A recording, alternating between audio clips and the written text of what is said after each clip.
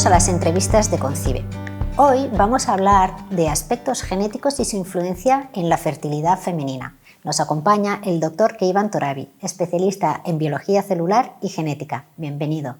Muchas gracias, Gina. Doctor Torabi, ¿qué porcentaje de infertilidad femenina se explica por causas genéticas?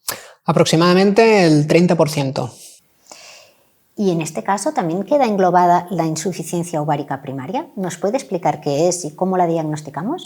Sí, la insuficiencia ovárica primaria se define como aquella condición de la mujer en la que presenta interrupciones de la menstruación alrededor de unos 4 meses y diversas alteraciones hormonales. Es una condición que afecta al 1% de las mujeres menores de 40 años.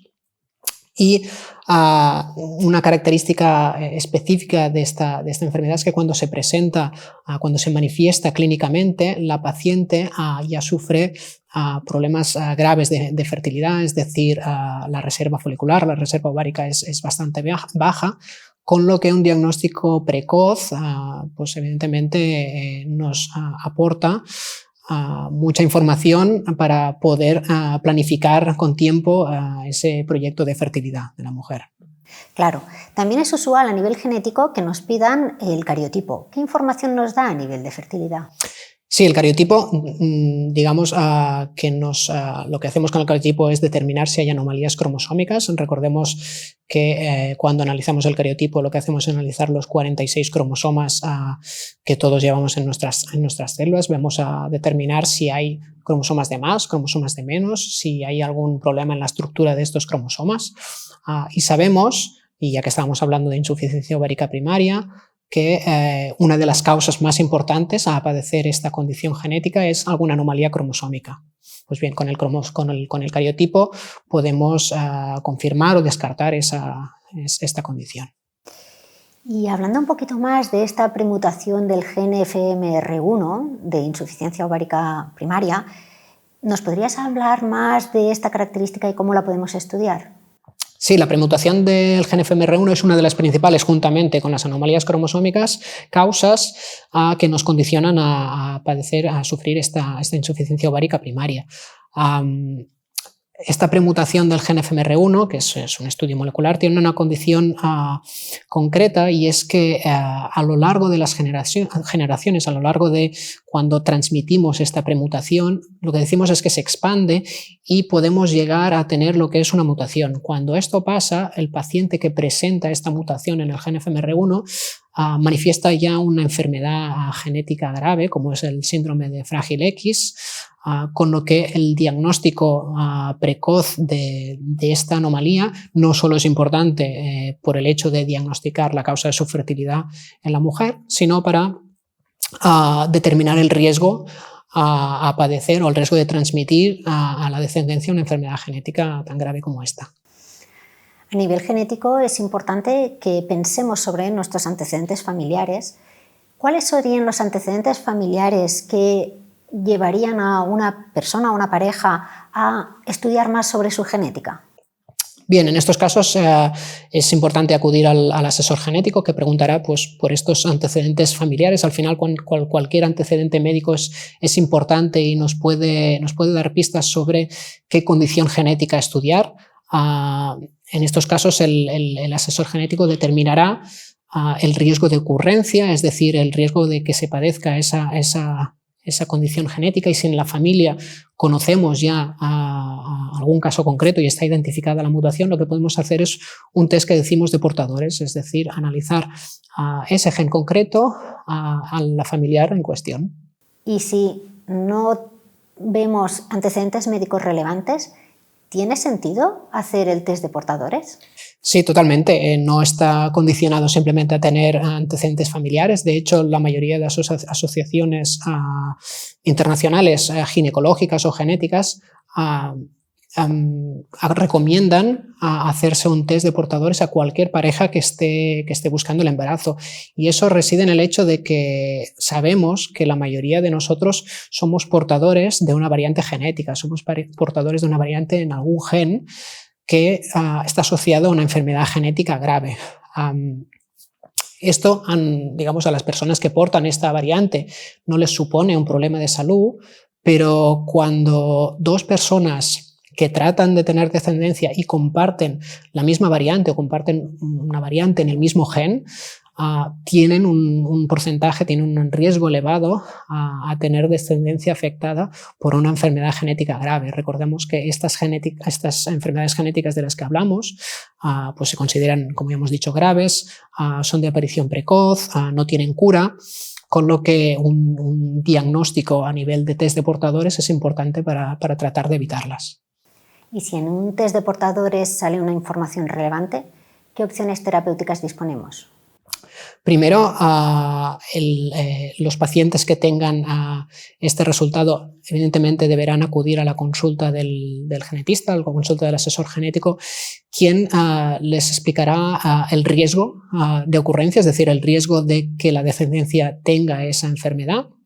Y una vez establecido este riesgo, los pacientes podrán determinar cuál es su estrategia que les convence más, es decir, podrían acceder a tratamientos de reproducción asistida previo a un diagnóstico genético implantacional, es decir, a hacer una biopsia a ese embrión y determinar que no presenta esas variantes, que no presenta esa enfermedad.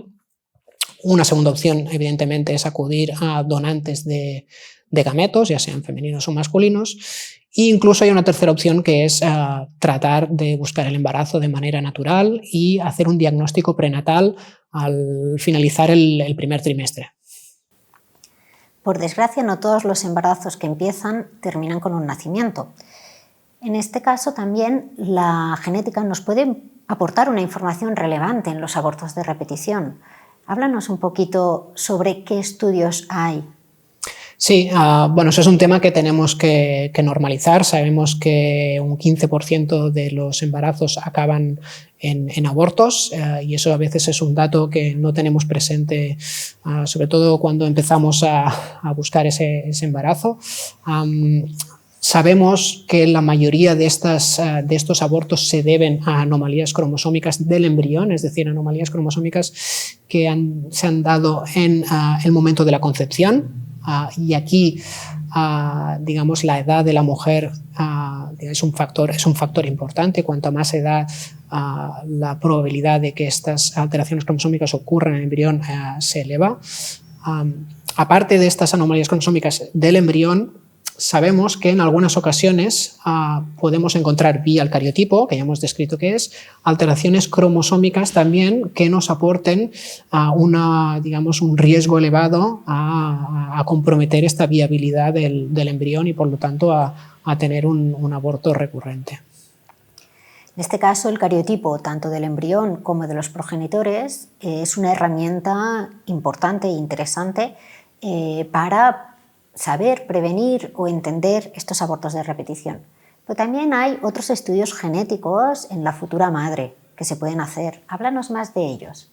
Sí, en esos casos, vendrían dados por antecedentes familiares, por ejemplo, de eventos trombóticos. Ahí es muy importante acudir a la consulta del asesor genético, quien, investigando y haciendo el árbol genealógico, verá que una posible asociación entre estos eventos trombóticos y abortos recurrentes. Ahí lo que podemos hacer es determinar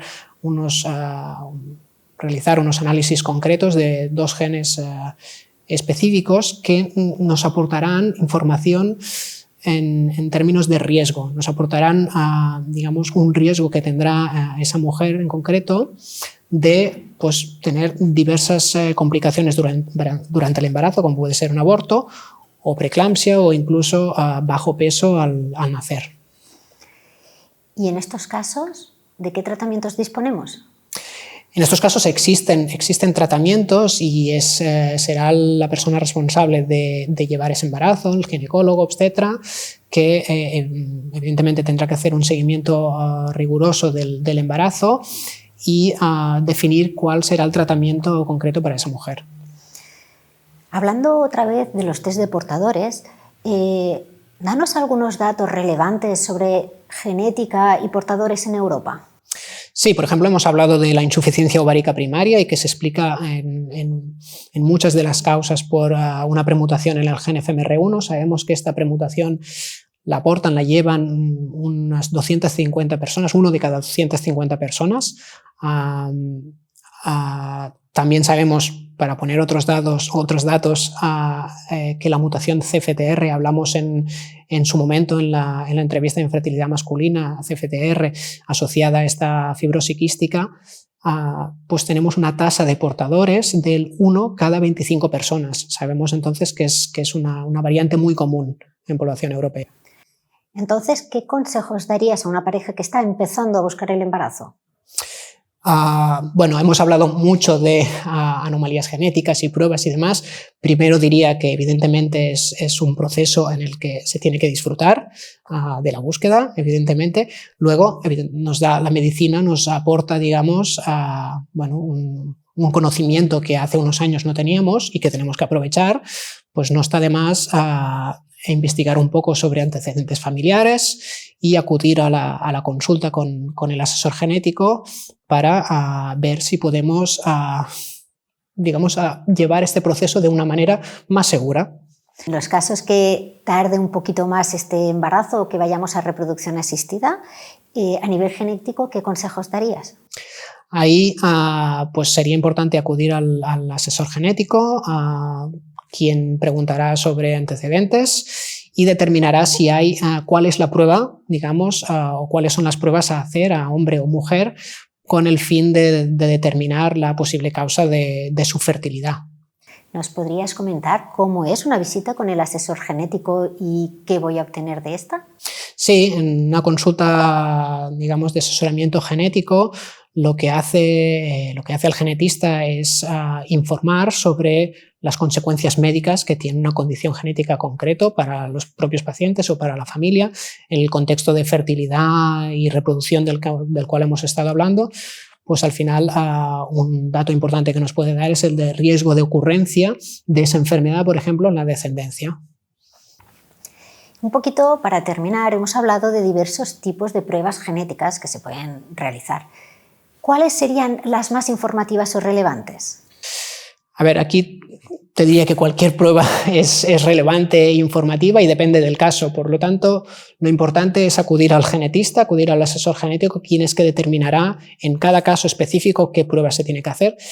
Si bien es cierto que, digamos, podríamos establecer que cualquier persona, cualquier pareja que está buscando el embarazo se podría beneficiar de dos pruebas en concreto, del cariotipo y de un test de portadores, en el contexto de que son pruebas que, además de determinar una posible causa de fertilidad, nos aportan informaciones muy importantes a nivel familiar.